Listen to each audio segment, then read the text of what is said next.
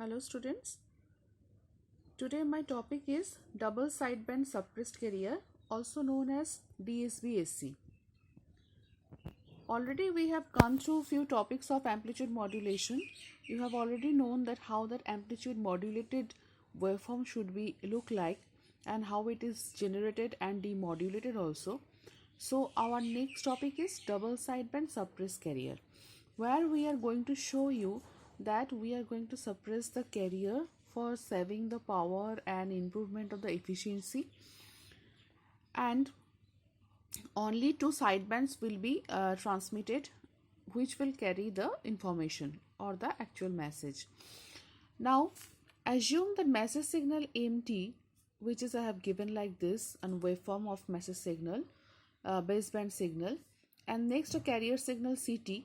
CT is given as AC cos 2 pi FCT, where I have already described that AC is nothing but the amplitude of the signal, and this FCT is contains the frequency part of the signal, that high frequency term. So I am giving you the general expression of DSB-SC, which is given by the multiplication of both my message signal and the carrier signal. So the final signal, DSB-SC signal, is DSB-SC is given as MT into CT, where CT is given as AC cos 2 pi FCT. So final equation is coming like this: AC MT cos 2 pi FCT. So the generation of this DSB-SC can be done by a product modulator circuit, where we can see that in the input we are giving two signals, that is baseband signal MT and the high frequency carrier signal AC cos 2 pi FCT, which is generating my double sideband suppressed carrier. And how this envelope is generating, as the cos term is taking as the cos part is having both the positive and negative frequencies, so in that way it will getting multiplied with my message signal. So the positive envelope and the negative envelope is generated, and we are getting this kind of DSB-SC modulated signal. Now let's come to the spectrum of this double sideband suppressed carrier part. To plot a frequency spectrum, we already have discussed that we have to take the Fourier transform of my entire signal. So here we have to take the Fourier transform of this signal, which will give me this SF. SF will be written as AC by 2 MF minus FC plus MF plus FC. Here you can see I have drawn that message signal frequency spectrum as this way. Next, the carrier signal frequency spectrum, which is having two part, FC and minus FC. Here message signal is having two frequency part, plus omega m minus omega m. And so finally I am getting my double sideband suppressed carrier spectrum in some this way, where you can see that AC MT cos 2 pi FCT, after doing the Fourier transform, we are getting both the side. This is my FC and my two sidebands, FC plus omega and FC minus omega, which is centered around FC, and on the negative side, which is the mirror image side, it is created on the around the minus FC side. This is minus FC plus omega and minus FC minus omega. So here I have made this FC in dotted lines to show you that the carrier has suppressed over here, and the envelope, the size of this envelope I have done here, that is half of AC by M0 by M0. If I'll take F is equals to FC, F is equals to FC, then it will become FC minus FC is equals to M0. So AC by 2 M0, AC by 2 M0. So from this spectrum representation we can derive the bandwidth formula, which is nothing but the difference between the higher frequency and the lower frequency. FC plus omega minus FC minus of minus omega, that is plus omega. So FC will get cancelled. So 2 omega, that is the twice of the message signal, will my message signal frequency will be the bandwidth. So there is no change of this bandwidth representation. That means in full carrier, double sideband full carrier also, the required bandwidth was 2 omega, and here in double sideband suppressed carrier also the bandwidth, required bandwidth is 2 omega. So in term of bandwidth, we cannot get any benefit.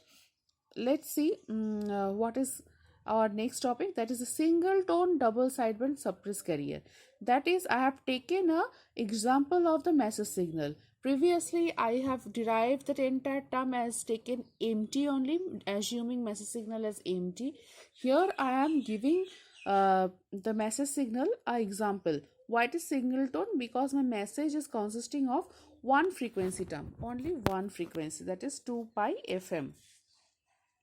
2 pi FM, single frequency, and that will get multiplied with my AC cos 2 pi FCT, which will give me my final DSB AC signal, ACM cos 2 pi FCT into cos 2 pi FMT. No plus, this will be minus, this will be multiplication.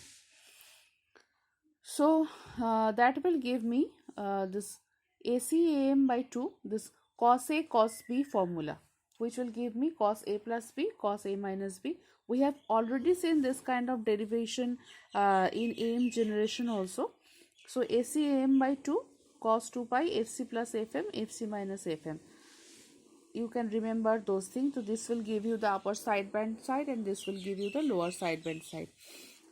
That same way I have drawn the spectrum, and this is the envelope side, these are the sideband amplitude, that is given as ACAM by 2.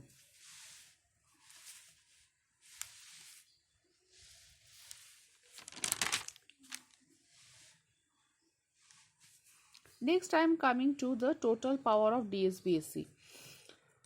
As we have seen that in DSB-AC there is no carrier, only the sidebands are present. So the total power of my double sideband suppressed carrier will be only the power of the two sidebands. Power of the one sideband can be derived as ACAM by 2 whole square divided by 2R.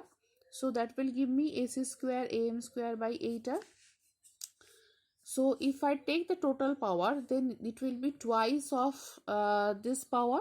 So 2 into this will give me AC square AM square by 4R. So that is the total power of a double sideband suppressed carrier. Next, coming to the modulation efficiency part, which is already we know the formula is given as neta is equals to total sideband power by the total power. That means in the total power, what is the contribution of my sideband power? So here already we know my total power is the sideband power. So sideband power by total power is nothing but it will give you 1. So 100% efficient transmission can be done where 100% power only taken by the sidebands. So in the term of efficiency we can see some improvement than normal DSB full carrier to double sideband suppressed carrier. Next, how to generate a double sideband suppressed carrier. That is a circuit or the modulator circuit of the double sideband suppressed carrier, which is nothing but a ring modulator circuit. Here we can see that 4 diodes are connected in a ring position. So that is why this circuit is known as ring modulator circuit. And in the input side we are giving the empty, and this is a transformer, and here it is in 1:1. And on the outside also there is another transformer. The coupling of this transformer is written over here is 1:1. What does this 1:1 means? That means it is neither step up neither step down. The whatever the direct voltage we are applying over here, that voltage will be transferring directly on this coupling. Next we can see we will assume this. Here I am applying this carrier signal or the carrier voltage. First case, we will take the entire circuit, how the circuit will be operating. We will be breaking it in 2 parts. Once I will put this carrier signal as a positive signal, and on the second part I will take the carrier as the negative signal. So let's come to this operation.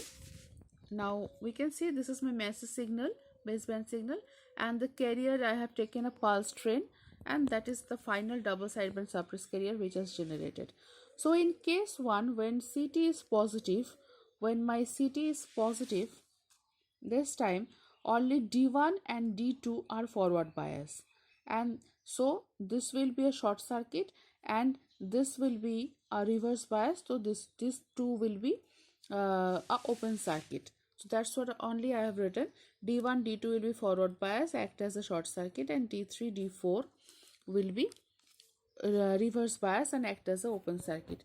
That's why the final diagram of the circuit I have drawn like this way. This I have made short circuit,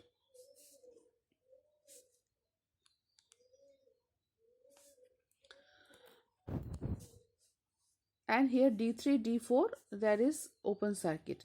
So what I can see, as I have told, whatever the voltage I am applying, it will be coming to this next transformer winding of this transformer, secondary winding. So whatever the voltage, that is plus minus positive negative, here also it will be become positive and negative, and the same voltage will be coming here, and this will be transferred to my outside also, outside of the transformer, which is noted as Vt is equals to Mt. Now on the case 2, when my Ct is negative, that is when we are getting the negative pulse of this carrier, that time this D3 D4, if this is negative and this is positive, that time what will happen?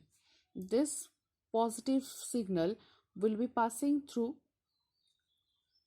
suppose this is positive, so this positive signal will be passing through this D4, and from here also this is negative signal, so, and here also this positive signal will passing through here D3. So that will make my both D3 and D4 forward bias and D1 and D2 reverse bias. Clear? And when D3 and D4 will be forward bias, that time that amount of current will flow will be, the magnitude and polarity will be same, and they will cancel each other. So that is why this circuit is redrawn in this way, that D1 and D2 will be now reverse bias, so there is no D1 and D2, only D3 and D4 path are short circuited, and now whatever the message signal I am applying, it is coming to the secondary winding of my transformer. Now that voltage is coming in this way, opposite polarity, and that will be passing here only at the outside of this secondary coupling, secondary winding. So now Vt is equals to minus Mt. So that only shown in this diagram. When my Ct is positive half cycle, that time positive part of my message signal has passed, but when my Ct is having the negative half cycle, that time we are taking the negative part of my message signal.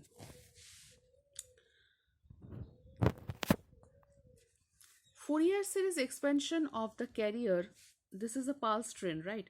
So for the pulse train, Fourier series expansion we need to take, and that will be contains lot of odd harmonics. So that is given as Ct is equals to 4 by pi summation of n is equals to odd harmonics, that is n could be 1, 3, 5, 7, etc. minus of 1, n minus 1 by 2 by n cos n 2 pi fct. And from this representation of the carrier, we can say when Vt is passed through the band pass filter, which is drawn over here, when Vt is passed through the band pass filter, tuned to Fc, the output will be desired DSB AC signal. That means if n is equals to 1, that time only my BPF will pass that signal, because n is equals to 1 means it will become 1 minus 1, it is 0, so all 0, so it will become cos 2 pi fct. No extra harmonics are there. If it is 3 phi 3 n is equals to 3, then fc will become 3 fc, but I have written over here that Vt is passed through the band pass filter, which is tuned to the fc. Tuned means that band pass filter cutoff frequency will be fc. If it is more than that, then it will reject those higher frequency signals. So that is why if n is equals to 1, then only it will get passed, otherwise it will get rejected. So finally whatever the ST we are getting, that is 4 by pi mt cos 2 pi fct. And already we know the DSB AC signal expression, which is nothing but the multiplication of the message signal and the carrier signal. So here also we are getting the same part. So that is how we are generating a double sideband suppressed carrier using the ring modulator circuit. And finally, we will come to the last topic of this lecture, that is the demodulation of double sideband suppressed carrier by synchronous detection. For double sideband suppressed carrier demodulation, here I have written the term synchronous detection. Synchronous means whatever the circuit we are using, here we will be applying one carrier signal which need to be synchronous with the carrier signal present in my double sideband suppressed carrier. So let's see how does it work. So here is the double sideband suppressed carrier signal, which is already we have explained ACMT cos 2 pi FCT, and here is the local oscillator generated carrier signal AC cos 2 pi FCT. It is coming to a multiplier circuit, then it is going to the low pass filter, and finally it is generating the desired message signal or MT. Now I have taken two cases. One case is, assume that local oscillator output is perfectly synchronized. There is no error, no phase error. So that is why I have written AC cos 2 pi FCT. AC cos 2 pi FCT. So multiplier output will be SDSBST into the local oscillator output, which is nothing but this AC square MT cos square 2 pi FCT. So AC square MT into 1 plus, that will come in the formula, and I will get this value AC square MT into 1 plus cos 4 pi FCT by 2. So my low pass filter will be giving the output as AC square MT by 2, only this part. And it will, as it's a low pass filter, it will be giving the low frequency signal, and the higher frequency signal will be get rejected. And finally this term can be passed through an amplifier circuit to generate the original message signal. Now coming to the case 2, that is if there is this local oscillator output, this carrier signal, if not perfectly synchronized with my input carrier signal, then how it will be. So if there is a phase error, so my local oscillator output is AC cos 2 pi FCT plus phi. So no phase synchronization. So the multiplication output will be like this way: ACMT cos 2 pi FCT into AC cos 2 pi FCT plus phi, where ACMT AC square MT cos 2 pi FCT into 2 pi FCT. So cos square 2 pi FCT is there. So which is giving this 4 pi FCT, and plus AC square MT by 2 cos phi. So finally we are getting this output from the low pass filter, as this contains my low frequency signal of message. So this will be passed through my low pass filter, and this will get rejected. Now if phi is equals to 60 degree, cos 60 is equals to half. So this message signal will become AC square MT by 2 into half, so AC square MT by 4. Where is no problem, it will get passed through the amplifier circuit and it will generate my message signal. And if phi is equals to 90 degree, then this low pass filter output will become 0, as cos 90 is equals to 0, which is known as the quadrature null effect. So for reconstruction of MT, phi should be constant to avoid this kind of null effect. What measures we can take? For reconstruction of MT, phi should be constant.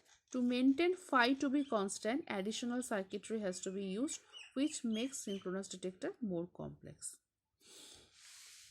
I hope you have understood today's topic, which is double sideband suppressed carrier, and I will be also sharing this hard copy with you. Thank you for listening to this.